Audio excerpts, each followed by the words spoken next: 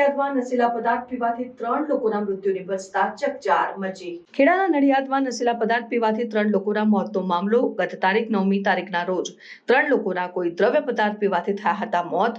Police તપાસમાં 3 વ્યક્તિઓએ એક જ બોટલમાંથી જીરા સોડા પીધા બાદ મોત નિપજ્યા હોવાની તપાસમાં ખુલ્યું હતું। સમગ્ર મામલે પોલીસ દ્વારા અલગ અલગ ટીમો બનાવી તપાસ હાથ ધરવામાં આવી હતી। પોલીસ દ્વારા મુસ્તકના વિશેરાના તેમજ પીધેલ બોટલના તેમજ ઉલટીના FSL માટે સેમ્પલ લેવાયા હતા। સેમ્પલ લઈ FSL અમદાવાદ ખાતે મોકલવામાં આવ્યા હતા। ત્રણેય વ્યક્તિઓના સેમ્પલ રિપોર્ટમાં સોડિયમ નાઇટ્રેટ પોઈઝનના કારણે મોત થયા હોવાનો ખુલાસો થયો।